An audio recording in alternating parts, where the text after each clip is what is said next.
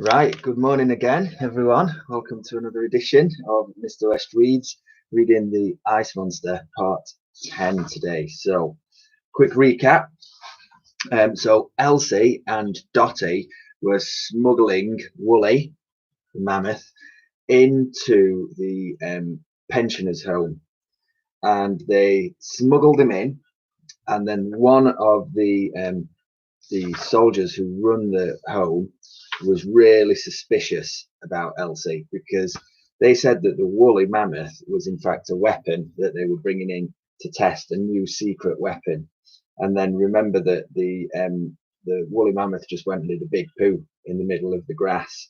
So then Titch, who is Dottie's boyfriend, is there as well, and Titch predicted that they're going to get an explosion because remember the woolly mammoth went into the store cupboard and ate everything, jam, ate some treacle, ate all sorts of different things, and it didn't quite agree with his belly. So they have eaten all those things, and now they are, well, let's see what's going to happen next. So this is chapter 46, bottom explosion, which is a bit of a clue to what might happen. The girl gulped. You don't mean a bottom explosion? She asked. I do, young lady, replied Titch. Suddenly there was a loud knocking on the door. Boom, boom, boom. This is the military police. Open up. We know you're in there, came a voice from the other side of the door. Shh, shushed Dottie. Nobody say a word. We heard that, came a voice. Yikes, exclaimed Dottie. We heard that too. Darn, and that. Dottie, shush, implored Elsie. We heard that as well. It wasn't me that time, called back Dottie. Rumble, trizzle, durgle. I fear a bottom explosion is coming, said the old soldier, at terrifying speed. Boom, boom, boom. Open this door at once. Well, why don't we? Said Elsie with a smirk. You don't mean use its rear end as a cannon? Asked the little soldier. Exactly, replied the little girl. Open the door and fire at will. Just coming, officers, called out Dottie as she squeezed past the mammoth to get to the door. Quickly, madam, or we will be forced to break this door down. Patience is a virtue, she called back. Suzza, Grubel, Fajuzzel, went the belly of the woolly mammoth. By the sound of Woolly, she's ready to blow, said Elsie. Dottie put her hand on the key and began to turn it in the lock. Just a jiffy, officers. Click, went the key. The door is unlocked, Dottie called out. Croomadoo, Munty Munty, a doozle doozle. The handle turned and slowly the door opened. The three shared a mischievous look as the mammoth straightened her back and lifted her tail. Fire! Shouted Titch, and fire the creature did. The noise of Woolly's bottom burping sounded like a bear growling. It fired all over the military policemen, covering them from head to toe in hot, sticky mammoth poop. The force of the bottom blast was so strong it knocked them off their feet. The poor men were completely disorientated as their eyes and noses were covered in the stuff. Let's make a run for it, said Elsie. Charge! Cried Titch. The three guided the animal back out of the larder and began leading her down the corridor. You bring up the rear, Dottie, ordered the old soldier. Not on your Nelly, snapped the lady. I don't trust that area one bit. Where are we going? Asked Elsie. Away from that awful smell, replied Titch as they hurried along the corridor and up the stairs to his ward. Chapter 47, A New Comrade. This is where I sleep, announced Titch as he opened the door to his ward. We should have hidden Woolly in here in the first place, muttered Elsie. I think he shares it with other people, replied Dottie. Well, I'm sure we could have told a few soldiers to keep their traps shut. The door opened to reveal not a few, but 20 old soldiers, all poking their heads out of their berths.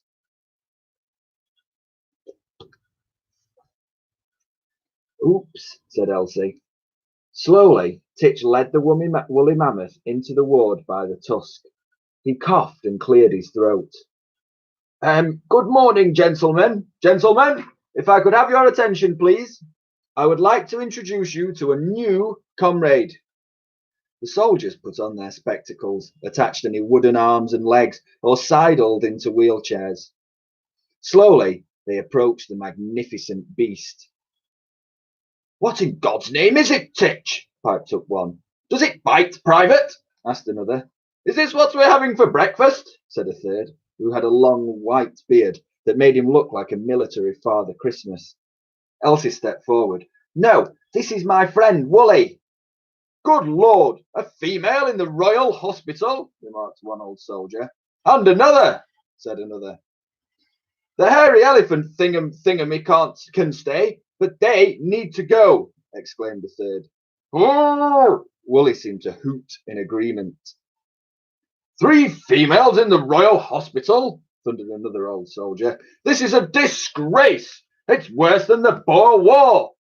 This place will have to be closed down. It's a scandal of epic proportions. Titch raised his voice to shout over them. Let's have some hush, men. Wait until you hear the girl's story. Elsie? The girl smiled and cleared her throat. As she told the story so far, the old soldiers were rapt. They had heard stories of incredible bravery and daring do, but this tall tale topped them all. Elsie ended with a plea. Gentlemen, will you help Wooly? I'm in, came one voice. I am too, came another. Me too, and me, said another, and another, and another, until all but one soldier had raised his hand. All eyes turned to the one who hadn't. Sorry, what was the question again? Asked the one who looked like Father Christmas. That's the Brigadier, said Titch. He forgets things. We'll take that as a yes. Who forgets what? Asked the Brigadier. The mammoth lolloped over to the window at the far end of the long ward and looked out. Elsie trailed after her friend before following her gaze over the rooftops of London. Wooly lifted her trunk and pressed it against the window pane, as if longing for something way out of reach. Elsie stroked the mammoth's trunk, then lifted one of her big furry ears and whispered into it. What are you looking at, my friend? She whispered. If only you could tell me.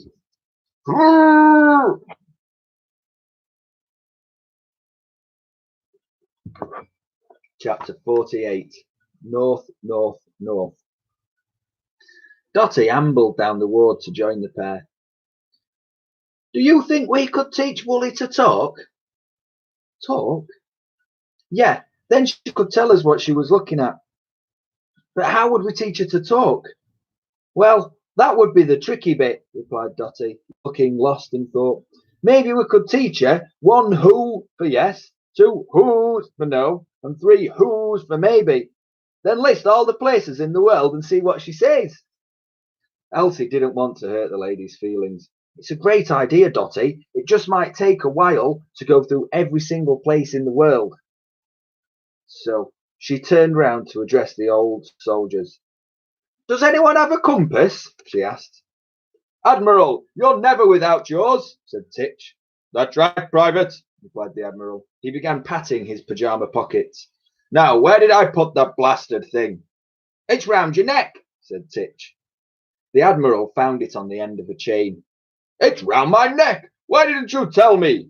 He took it off and limped over to the girl. Doof, doof, doof. Elsie noticed one of his legs was wooden. My leg, before you ask, was bitten off by a shark.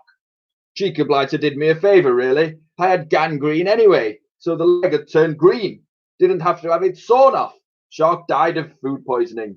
Rum old business. The Admiral passed the compass to Elsie.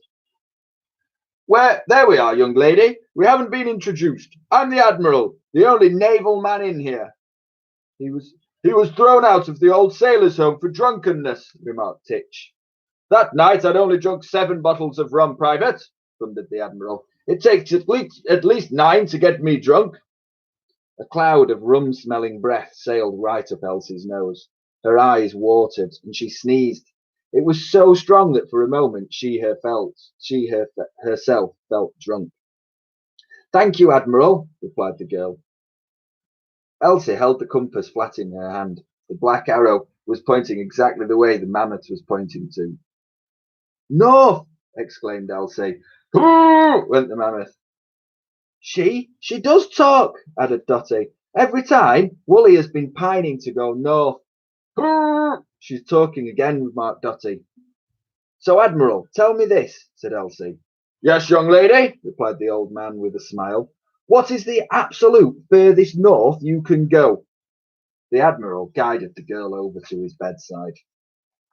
Behold the globe, my child. Beside his bed stood a magnificent orb with a map of the world on it. This came from my ship, he said. Before it sank, chipped in Titch. That's quite enough of that, Private. I adore gazing at my globe. It reminds me of my glory days in those adventures on the high seas. Look, young lady, we are here in London. He indicated the spot on the globe. Pop your finger there. The girl did so. Now trace your finger north, north, north. As Elsie moved her finger up, the Admiral read out the places. Scotland, Orkney Islands, Iceland, Greenland, the Arctic, the North Pole. You can't get any more north than that. The North Pole, said Elsie. Is it cold? The soldiers couldn't help but laugh. It's so cold, young lady, began the Admiral, that the sea is permanently frozen. There is no land, just a huge expanse of ice. Ice? She exclaimed. Perfect for a creature from the Ice Age. That's where we must take Wooly, to the North Pole. Hurrah! Agreed Wooly. Elsie lifted her arms in a triumphant show of leadership. She looked around the ward. Every single old soldier stared back at her, their mouths open in shock. Chapter 49, Audacious.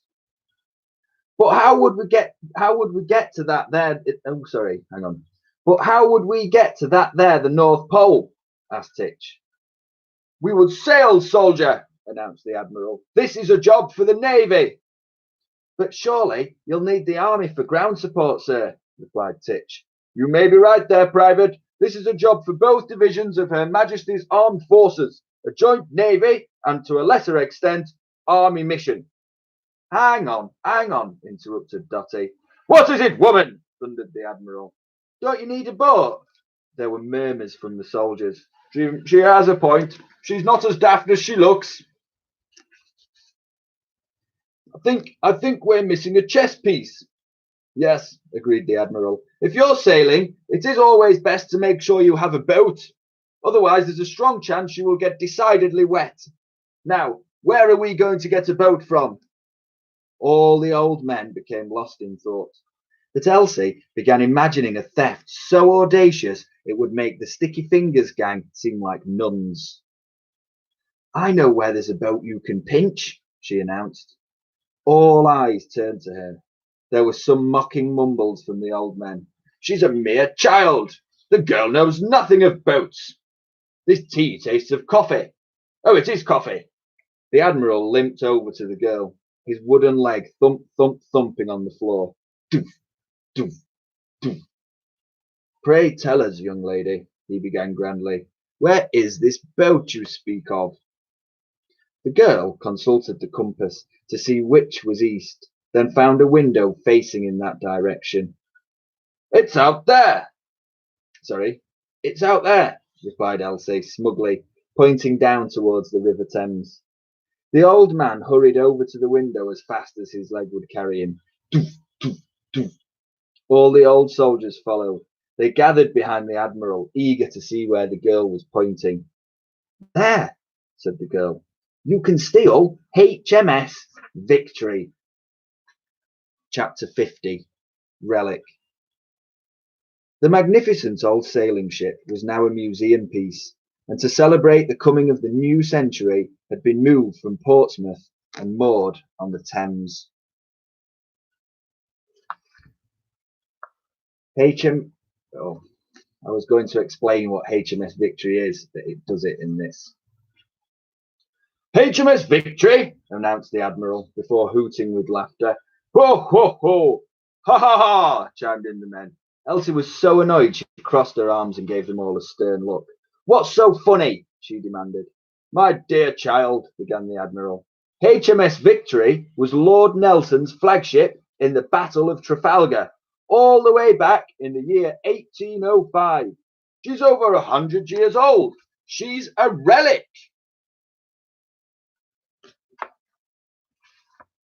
So are you, snapped back the girl. But you can still sail, can't you? The Admiral's face soured, but there was a hint of grudging respect in his voice. Feisty one, aren't you? I've been told so, yes. Well, it would be quite an honour to follow in Lord Nelson's footsteps, mused the Admiral. Do you know what, men? I think this young lady might be onto something. Elsie beamed with pride. With respect, sir, interrupted Titch, the military police may have been splattered with mammoth poop, but they will soon be on to us. We need to make a plan, and fast. Yes, announced the girl. Everyone listen to me. The old soldiers were taken aback. Never in their long lives had they taken orders from a little girl, let alone an unwashed urchin like Elsie. Well, young lady, announced the Admiral, we would all dearly love to know your plan. There were murmurs from the men. Yes, we would. A girl with a plan? Whatever next? Do you think we'll get a bath today? We don't have much time, Elsie raised her voice. So, gentlemen, please listen. The Admiral sailed in. You heard what the young lady said, men. We don't have much time. So everyone needs to stop talking and listen.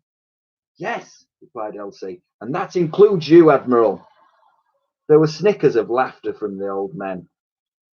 Nobody has ever spoken to the Admiral like that, and the man's face was glowing the colour of the Chelsea pensioners' scarlet coats. Right, began the girl, we need 2 divisions. The first men need to make their way along the Thames to where HMS Victory is moored and steal her. Then sail her down here to the hospital. We're just a stone's throw away from the river. The second division needs to raid the larder and gather as many provisions as possible. Admiral? Yes, sir. Madam, miss, spluttered the old sailor.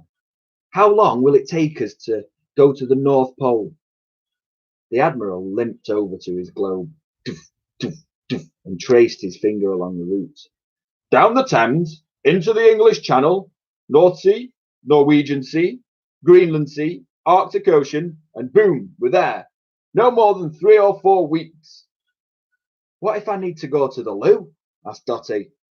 You go over the side like a sailor, madam, replied the Admiral. It's the only way to go. He still plops out of the window, remarked Titch. It's refreshing. Not for anyone standing below. 3 to 4 weeks, began Elsie. We need a lot of food, not least for this one, she added, stroking her prehistoric friend. Hurr! Agreed Wooly. It's going to be very nippy up there at the North Pole, said Dotty. Good point, Dotty. So we'll need all the warm clothes you can get hold of. The Admiral put up his hand. And there is the route they're going to take. So this is Britain. The top, this bit in the corner is England. This is Wales. This is Scotland at the top. And that's where they're going to go up that way. All the way up to the North Pole. So the Admiral puts up his hand. Yes, Admiral, asked Elsie. Please, can I be in charge of the ship? He asked meekly. Yes, of course you can, Admiral, said Elsie. Oh, thank you. Me in charge of HMS Victory. This is a dream come true. You pick 10 men and bring back the Victory, said Elsie. Right, began the Admiral. This is a dangerous mission. It could even be fatal. I need 10 good men and true. All the soldiers puffed out their chests and put on their most noble expressions, dying to be picked. Right, we will leave it there for today. So, hope you guys are all still okay. So, as ever, remember you can go on the website and you can email the Year 4 team. And from this week, hopefully by Wednesday, I am going to put a lot of music, games and things on there as well. So if you want to do any sort of singing or dancing or clapping along, there'll be loads and loads of different music games that will go on the website too. So look after that. Okay, guys, so hope you're all okay. And I will see you back here tomorrow, same time, 10 o'clock. Okay, guys, take care. Bye.